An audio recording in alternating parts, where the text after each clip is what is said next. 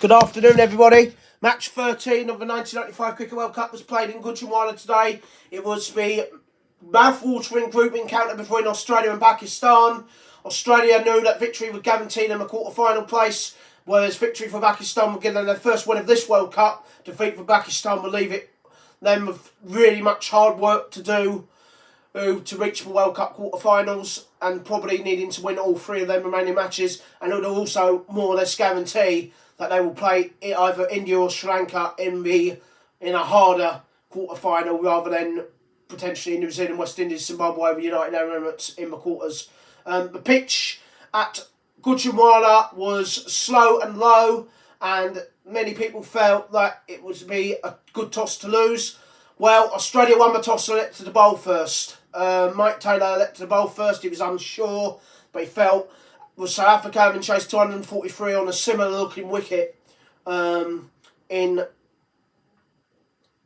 Peshawar, he felt that the same could happen here for his Australian team.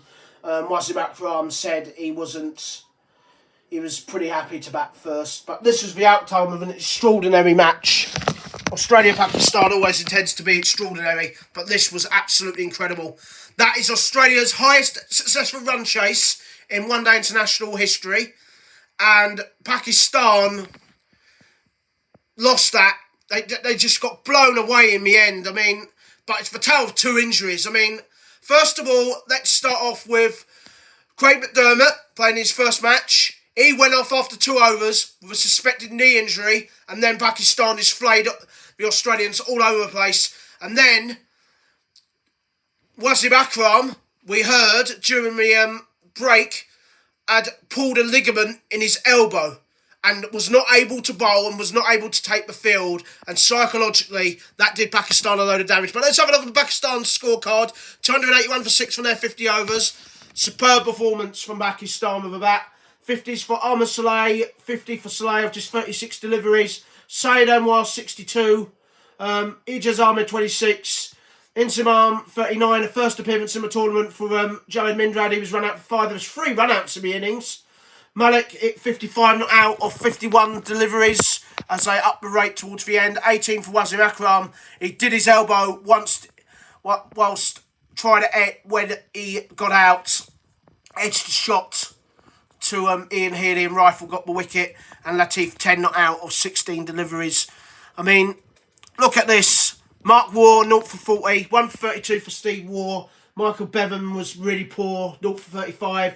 Rifle 1 for 49. McGrath 53 for 1. As I stated, 2 overs for 17 runs for Craig McDermott. He went off, and Shane Warne for the 3rd match running, no wicket for 50 runs. He's having an absolute horrific time in Pakistan, Shane Warne. There must be serious concern about him playing against South Africa in the next match. But Mike Taylor did say there is no way he's going to drop the best spinner in the world. Well, I'll tell you what, Shane Warne is in desperate need of a wicket. In the end, the run chase, I mean, it got off to the worst possible start. I mean, look at the 2 star players. Mark and Steve Waugh both gone for ducks. That I think is a first. To have all the 3 star players have miserable games. Mark Waugh, a duck. Steve Waugh, a duck. And no wicket for Shane Warne. But look at that from Ricky Ponting. Mike Taylor got out again after getting off to a good start. 46 or 72 deliveries. But Ricky Ponting, he scored 20 runs off 1 over from Waqar Younis, and he just kept going. He hit 100 off 55 balls, the fastest 100 in World Cup history, and the 3rd fastest 100 ever in one-day internationals. And he ended up as the highest ever individual score by an Australian in one-day internationals, 154 off 115 deliveries, as he kept assaulting the Pakistani bowlers. Sensational batting from Ponting, and he almost single-handedly won them where he did. Almost single-handedly won them the game. Steve Waugh, Stuart Law, 50 not out of 72 deliveries, and 18 not out of 25 deliveries for Michael Bevan, as they chased the 282 runs in just 44.4 overs. It was an absolute coast for Australia, and that is really bad news for Pakistan. As you could see, Akram was not fit. Younis got the early wicket, but then was whacked for 57. 50 off 7 overs for Mushtaq Ahmed. 60 off 8 overs for Ikad Javad. 2 for 46 of 10 overs for Ijaz Ahmed, who bowled really well. Malik, 8 overs, 1 for 39. 5 overs for Amar Saleh, 0 for 22. As Pakistan, well, that injury to Wasim Akram psychologically really must have got them. So, the final summary here, Australia versus Pakistan in Gujranwala. Australia won the toss on a slow low pitch and elected to bowl first. Pakistan made a superb 281 for 6, 50 for Amar Saleh, 62 for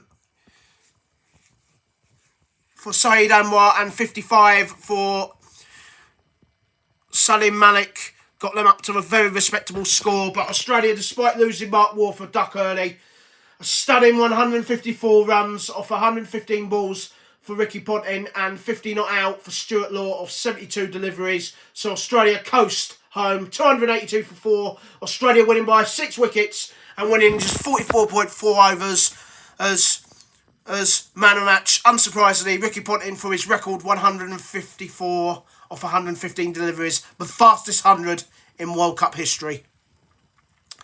This result means Australia are the first team to qualify for World Cup quarterfinals. They can't be caught now. Their run rate's far too strong. A wonderful, wonderful performance from Australia. A wonderful run chase from Australia. And it does mean now that South Africa beat Kenya, then that guarantees that Pakistan cannot finish higher than third. So that means that Pakistan would have to win all their 3 remaining games to potentially qualify, although 2 wins will probably be enough. And they're probably more likely to play Sri Lanka or their great rivals India in the World Cup quarterfinals. What would be probably the most difficult side of the draw. Stunning from Australia.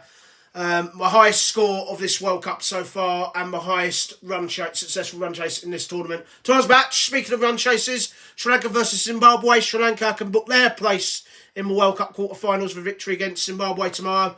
Zimbabwe looking for a better batting performance anyway than what they managed against New Zealand, where they were really, really disappointing. Let's have a look at the star players. I mean, Australia, I don't know why we're going to have a look at their star players. They've had a horrendous game. I've never seen a match where all 3 star players for one side, or all 2, have fouled miserably. So, yeah, I mean, that 154 for Ponting is one of the most staggering innings I've ever seen. I mean, to do that against the host nation, just silence Gujranwala completely. Let's have a look at the star players. Sachin Tendulkar will be very happy. Mark Waugh is only averaging 116 now, and he's got up to 111 with the ball. 233 runs in 3 innings. That's good news for Tendulkar, because that now means Tendulkar is now 80 runs ahead of Mark Waugh. Steve Waugh, miserable performance. He got a wicket with a ball, averaging 15, 4 wickets in 3 matches, so he continues to be good with a ball, but he's had a pretty poor start to his World Cup. 13 runs in 3 innings at an average of 6. Dreadful start. And Shane Warne, well, no wickets in 3 matches. He looks absolutely lost completely. He didn't bowl at all well today. He's been unlucky in other matches, but today he was poor. Good match again for Amar Saleh. His average has gone down to 80 with a bat now, but he's got 161 runs in 2 innings, so he's the only one that really, you could say, had a good match. Waka Yunis, his average has gone up to 26, thanks to that absolute whacking he got today. 4 wickets in 2 matches, an average of 26. Yeah, what a run chase from Australia. What a performance from Ricky Ponting. 154 of 115 deliveries, which included the fastest 100 ever in World Cup history, 100 off 55 balls. Pakistan have now failed to defend 282 and 243. And they've both been on slow pitches. So the pitches have probably suited the Australian batsman and the South African batsman. But the way in which they've lost that, I mean, they fought tooth and nail against South Africa. I think South Africa took 46 overs to knock the runs off. Australia have knocked the runs off with nearly over 5 overs to spare. And Australia definitely look the favourites. I mean, for that to happen, to have your 2-star batsman go for ducks and your star bowler to get wicketless again for a 3rd match running, but yet you still have 3 wins out of 3. Just sums up how good this Australian side is, and they are going to be very difficult to beat. The next match is against South Africa in a week's time. What a match that's going to be. It's going to set up who's going to win the group, you feel. This defeat for Pakistan now means it's probably almost certain they're going to be playing India or Sri Lanka in the World Cup quarterfinals, which would be very, very difficult. Tomorrow's match, speaking of Sri Lanka versus Zimbabwe. Sri Lanka can look to book their place in the quarterfinals with victory tomorrow. If they do win tomorrow, it'll be the first time ever they've won 3 games in a row in a World Cup tournament, and 3 games in a row overall in a World Cup. So we'll see how they'll do tomorrow. So until then, this has been Lawrence Howell reporting on the 1995 Cricket World Cup here in Pakistan, being played on Brian Lara Cricket and PlayStation. Australia have secured a stunning 6-wicket victory against Pakistan and are through to the World Cup quarterfinals. This is me, Lawrence Howard, bidding you bye-bye.